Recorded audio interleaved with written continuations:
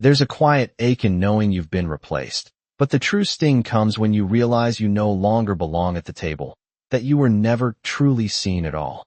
The living room hums with the soft noise of a clock ticking, the only sound breaking the silence of an afternoon that feels like it's been stretched thin, too thin, to contain the weight of unspoken truths. Character 1 is sitting in the same spot they always have, the same worn armchair, facing the same pale curtains that don't quite block the sunlight. The chair is positioned just slightly to the left of the window, the perfect angle for observing, but never truly participating. The others move around the room, speaking in muted tones as if they're speaking to each other and not to Character 1. Each movement, each word, every clink of a glass, is a reminder that Character 1 no longer holds the position they once did. They are here, yes, but they are also not here, relegated to a shadow at the edges of the family, never invited into the conversations that matter. There's a lingering feeling of displacement, as though Character 1 is a relic from a past version of this family that no longer exists. The table, once a place of lively debates and shared meals, now feels like an obstacle to be navigated, an unspoken boundary that separates the present from the past. As the family gathers, the place settings have been subtly adjusted, slightly out of order, an extra seat added at the head of the table where no one had sat before. Character 1 notices, but says nothing. They remain in their seat, just outside the flow, the constant reminder of how they've been left behind. No one says anything about it, but the absence of their presence at the table is felt like a dull throb in the air. It's a quiet betrayal, not in the form of words or harsh actions, but in the absence of acknowledgement. The power dynamics have shifted, and Character 1 has been quietly erased. The years of sacrifices, of taking the back seat, of providing for everyone else, have led them here, to the outer edges of the family unit, a spectator to their own legacy. The weight of it is crushing, yet there's no release, no words to give it form. There's just the slow, inevitable realization that they no longer belong. The dinner continues around them, but the rhythm feels off. Character 1 watches as Character 2 takes their seat at the head of the table, a place that once felt like theirs, now claimed without question. The sight stirs something in them, a quiet recognition that they've been replaced. It's not the loud clash of abandonment, but the cold shift of someone else stepping into the role that once belonged to them. The absence is felt more acutely than the presence ever could be. The silence that follows is louder than any argument could ever be. It's the unspoken understanding that their time here is over, their place taken, their contribution minimized to a mere afterthought. And in that silence, Character 1 feels the slow collapse of their body, shoulders that once held the weight of the world now sag, a deep breath that is more about surrender than relief.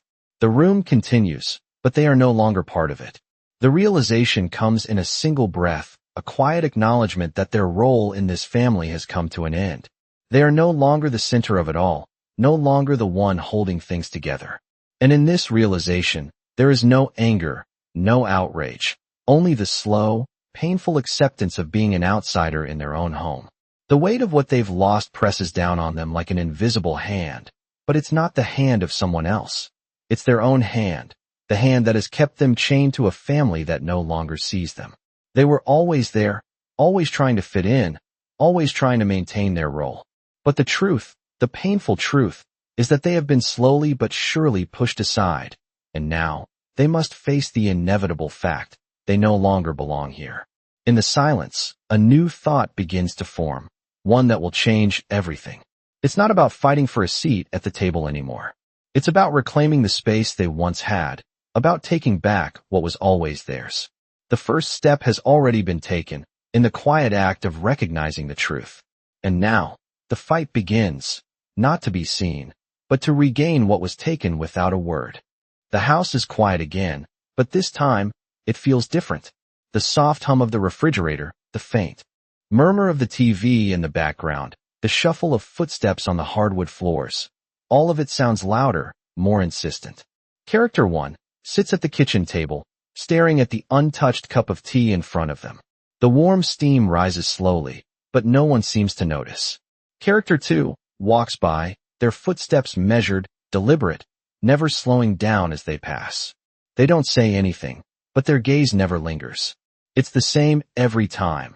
Those fleeting moments when their eyes meet, only to quickly shift away, as if something in character one's presence makes them uncomfortable. The atmosphere in the room is one of forced civility, as if both of them are playing a part, pretending that nothing is wrong. But it's in the small details. The way character one's chair has been moved just a little farther from the table. The way they're no longer invited into the conversations at dinner. No one calls them to join. No one waits for them to catch up. They are no longer an active participant in the fabric of family life. The conversations that happen around them are always just out of reach, like whispers behind closed doors. When character one speaks, their words are met with polite nods, but they are not truly heard. No one leans in to listen, and no one seeks their opinion.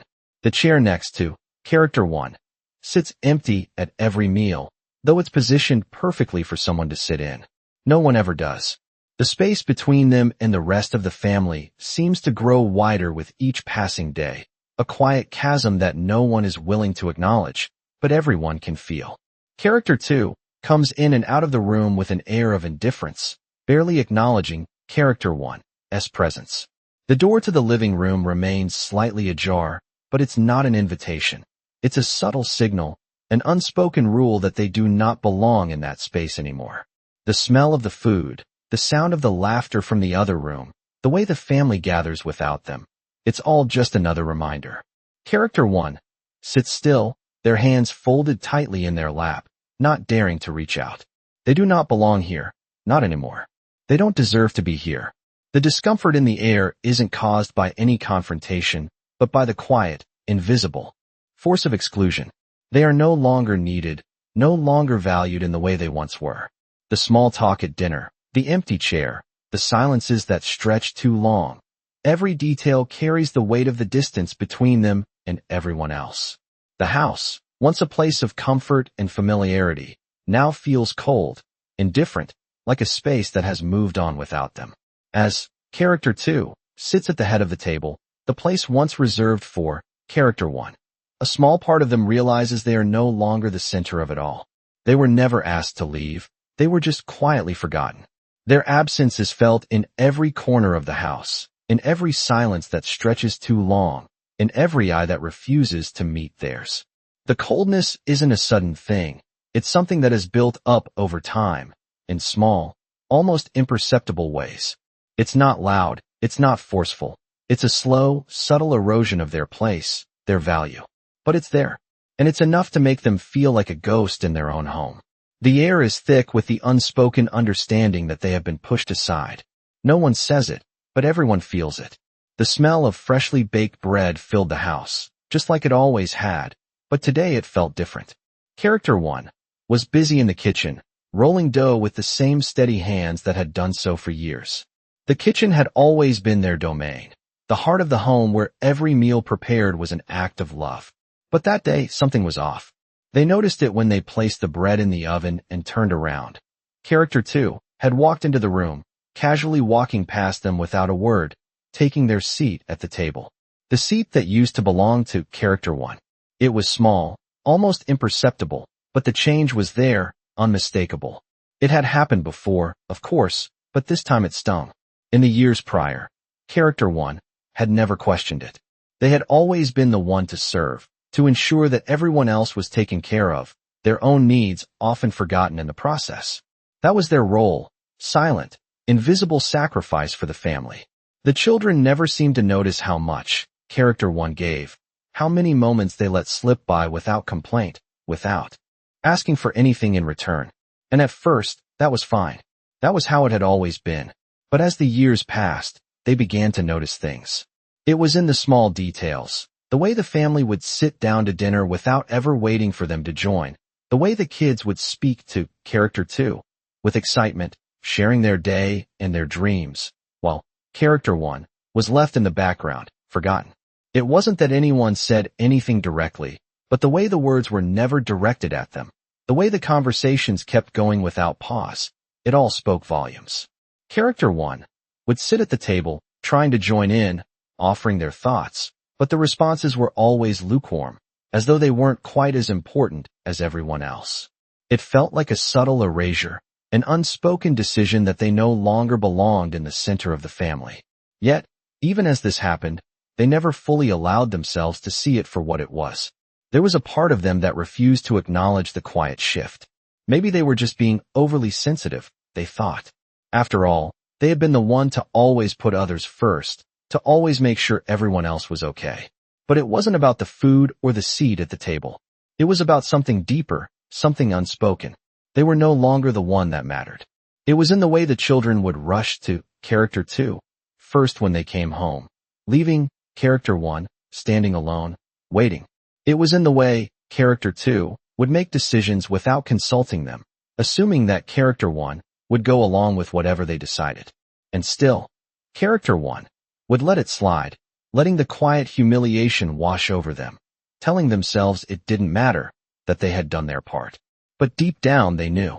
The first sign of their displacement had been so small, so easily overlooked, that they almost didn't notice it at all. But it was there, the subtle distance, the small things that told them they had been left behind, replaced. And yet, they remained, clinging to the hope that if they just kept doing their part, if they just kept giving, things would go back to the way they were. But in the silence, in the absence of recognition, they began to realize the truth they had been unwilling to see. They had become a ghost in their own home, and no one seemed to care. The house feels colder today, even though the sun is shining through the windows, casting a pale light across the living room. Character 1 is standing by the doorway, looking at the family gathered around the couch. The room is full of warmth, of laughter, of connection, but not for them. The laughter comes easily between character 2 and the children, but character 1 is still, unnoticed, standing at the edge. No one looks up, no one acknowledges their presence. It's not that anyone is being intentionally rude. It's the quiet erosion of importance, the subtle pushing aside. The conversation flows effortlessly between the others, but when character 1 tries to join, their voice feels hollow, like it doesn't belong. Their words are met with brief glances, smiles that don't reach the eyes, before the conversation continues without them, leaving them standing on the sidelines, out of step with the rhythm of the family. It's not open exclusion. It's more insidious than that. It's the silence that follows their attempts to be seen, the way character 2 effortlessly redirects the conversation to someone else, as if their thoughts aren't worth hearing. The empty space in the room grows with every second that passes without a word or gesture toward them.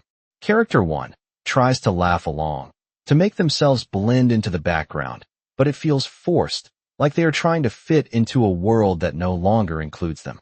There's an unspoken understanding, a silent acknowledgement that they've been edged out of the center of this family, but no one speaks of it. The children shift in their seats, giving character 2 all their attention, their eager faces a clear sign that character 1 no longer holds the same position they once did. The little moments add up, the way character 1 is no longer the first person character 2 turns to for advice, the way they've been subtly removed from decisions that once involved them, the way they've been made to feel like an outsider in the very home they built. There's a slight hesitance when character 2 asks about something small, a question directed to the others, but never to character 1. It's a careful, deliberate choice, made with the smoothness of routine, but it stings all the same. The realization creeps in, slowly but surely, that they no longer hold a place in the narrative of this family. It's not a loud, violent dismissal. It's much quieter than that. It's in the unnoticed changes, like the chair that used to be theirs, now occupied by someone else, or the way the family plans outings without ever checking if they would be interested. Character 1 stands still, watching the scene unfold in front of them, a part of the family, but no longer belonging to it. The absence isn't something that can be directly addressed, and it's not something that anyone would ever admit, but it is there, clear as day. The subtle shift, the erosion of their importance, has become too obvious to ignore, and yet, they remain silent, telling themselves it's just a phase, that things will get better, that they can still find a way to fit in. They don't confront it, not yet. Instead, they bury the growing ache, pushing it down further, pretending it doesn't hurt. But it does. Every passing moment, every smile they don't receive, every conversation they're excluded from, the pain becomes more real. And still, they stand in the doorway, trying to convince themselves that they are part of this family, even though the truth is already written in the air between them. It happens so quietly, at first, that character 1 almost misses it. The slight shift in the way the family talks, the subtle decision to keep them out of the planning, the look of impatience when they voice an opinion. But today, as they stand in the hallway, overhearing a conversation between character 2 and one of the children, something clicks. It's not the words that are spoken. No, it's the way they're spoken. The warmth in character 2's voice as they make decisions, the way the child listens intently, eager to comply, while character 1's voice, when they had tried to offer their advice just moments before, was met with silence. A distant nod, a soft murmur of agreement, but no true acknowledgement. No leaning in, no real attention. And in that moment, character 1 feels the weight of what has been happening all along, the quiet erosion of their role, their place, their worth. They've been quietly pushed aside, not by harsh words, but by the steady, subtle actions of the people they love. Character 1 returns to the living room, trying to act like everything is normal, like it doesn't matter, like they don't care that the family is no longer seeking their input, that their presence has become a background fixture in their own home. But it does matter. It matters in the way their fingers grip the arm of the chair a little too tightly, in the way their shoulders slump just a fraction when they sit back down. It matters in the way they find themselves saying less, offering less, withdrawing more into themselves. The house feels different now. It feels colder, quieter. Character 1 moves through it like a shadow, unable to take up space. There was a time, not long ago, when they were the one who made the decisions, who held the family together. But now, they are just a bystander, a silent observer to their own life. They see it now, the careful orchestration, the subtle manipulation, the consistent reminders that they no longer matter in this family, that their role has been replaced. It's not just the small things, the empty chair, the ignored advice, it's the bigger things too. The decision to sell the house, without consulting them. The planning of holidays, now discussed in their absence. The way character 2 has taken control of everything, from finances to family decisions, and how everyone follows along without question. Character 1 knows this was never about one small moment, one slight. It's the accumulation of all these moments, these quiet decisions, that have slowly stripped them of their power, their voice, their place. And they are beginning to realize that none of it was an accident. It was never about carelessness or misunderstanding. It was a deliberate, slow removal, an ongoing process of exclusion. The betrayal is not loud. It's not angry. It's quieter than that. It's the absence of words, the avoidance of attention, the soft, steady withdrawal of what was once theirs. They see it now, the full picture, and it's hard to ignore. They have been replaced, slowly, methodically, and with a kindness that makes it harder to pinpoint exactly when it happened, when they stopped being part of the family, when their place was taken from them. And yet, they remain silent, trying to convince themselves that it's just a phase, that it's nothing, that they can live with it, because, after all, they have always put everyone else first. But deep down, they know this isn't just a phase. This is the new reality. The house, once full of their laughter, their care, their presence, now feels like someone else's home. And no one notices the quiet person sitting in the corner, the person who once held it all together but has now been quietly forgotten. The dinner table feels quieter tonight, the usual hum of conversation now replaced by an uncomfortable silence. Character 1 sits at the far end, a place they've long accepted as their own. They watch as character 2 moves effortlessly around the room, directing the children, orchestrating everything with a calm authority that seems so natural now. It's the way the family flows around them, the way everyone listens, waiting for their cues. And for the first time, character 1 feels completely invisible. As they sit, their eyes flicker over the table, the plates, the glasses, the empty chair where they once sat proudly. There's nothing to say, nothing to ask. They've already been ignored, already been forgotten.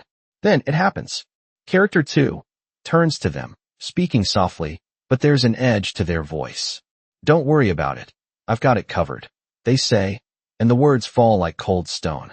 There's no question, no room for input, No acknowledgement that character 1 has been part of this for years, part of making this family what it is. Character 1 doesn't respond. They just sit there, their hands clenched tightly in their lap, feeling the weight of the dismissal. They don't look up, don't even attempt to argue. There's no point anymore. The room feels smaller now, suffocating. Character 1 slowly stands, as if the action requires every ounce of effort left in them. The chair they were sitting in creaks slightly under their weight as they push it back, standing still for a moment, not a word escaping their lips. Character 2 doesn't notice, doesn't look up.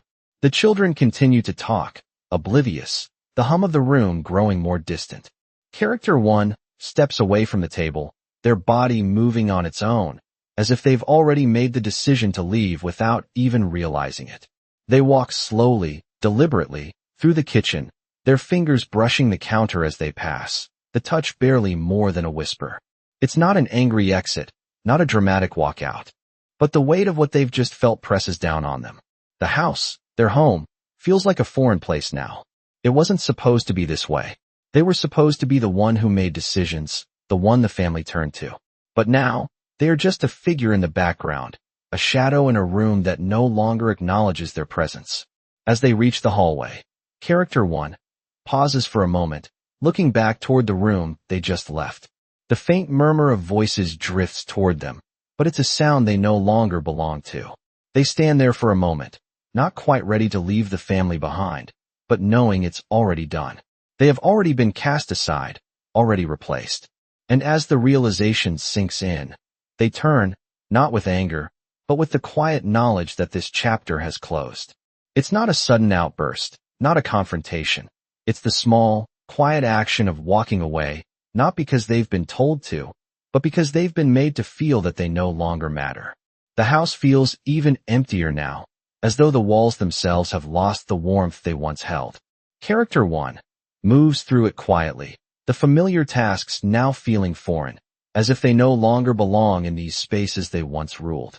They stand in the kitchen, slowly wiping down the counter, their hands moving mechanically across the surface. The rag scrapes softly against the wood, but it doesn't feel like cleaning. It feels like erasing, like they are trying to remove their very presence from the place. The kitchen, once their sanctuary, is now just another room they don't fit into. They pause for a moment, staring at the empty seat at the table, the one that used to be theirs, and the realization comes over them in a slow, crushing wave. It's no longer their place. No one has ever said it outright, but they feel it in every corner of the house, in every moment they are ignored, in every decision that no longer includes them.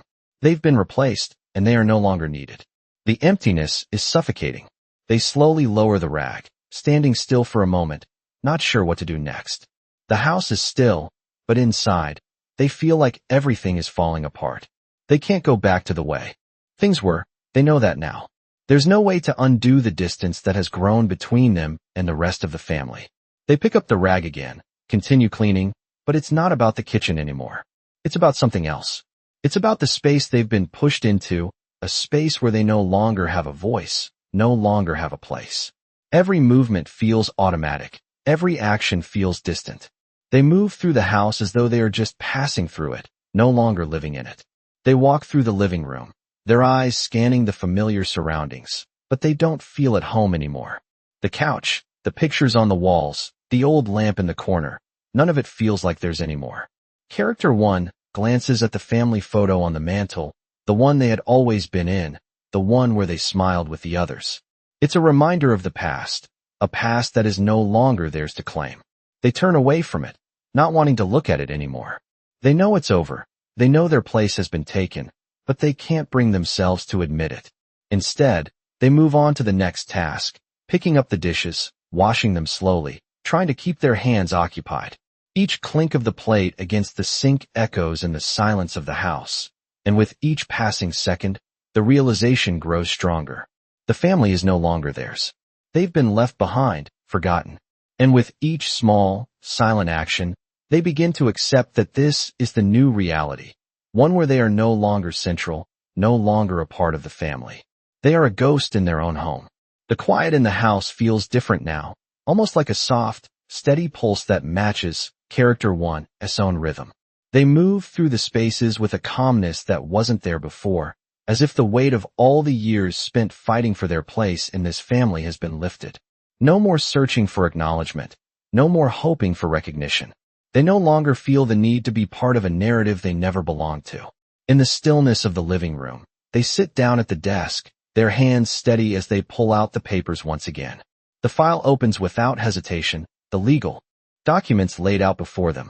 Character 1's eyes move over the words, taking in the familiar terms, but now they see them differently. No longer as obstacles or barriers, but as tools. The decisions have already been made, the steps already planned. There's no need for confrontation, no need to shout or demand attention. The power has already shifted. Character 1 signs the papers quietly, carefully, the pen moving with purpose. The act is simple, but it carries a weight that no one else in the room can feel. It's the weight of control, of self-determination. When the document is signed, they place the pen down with a finality that feels almost like a breath held for too long, released at last. There's no pride in this moment, no triumph. Just a quiet peace, a feeling of clarity that wasn't there before. They stand up and leave the desk, the decision made, but no one has to know. No one needs to be told. As they walk through the house one last time, they notice the small changes, the empty chair, the once welcoming spaces now feeling foreign, as if they never truly belonged in them. But there's no bitterness, no regret, just a sense of release. They stop by the door to the room they once called their own. It's no longer theirs, not in the way it once was. They reach for the handle, turning it slowly, feeling the cool metal against their hand. With a final look, they step outside, leaving the house behind. It's a quiet exit, but in its stillness, it carries a weight of its own. Character 1 doesn't look back. The door closes softly behind them, a sound that lingers in the air. It's the sound of a chapter ending, a new beginning already taking shape. The past is behind them now, and they are free to move forward, not because they have to, but because they've chosen to. No longer a part of the family they once tried so hard to fit into. Character 1 now walks alone, but with a sense of peace. They are no longer seeking approval or a place to belong. They've found their own space, and it's theirs alone.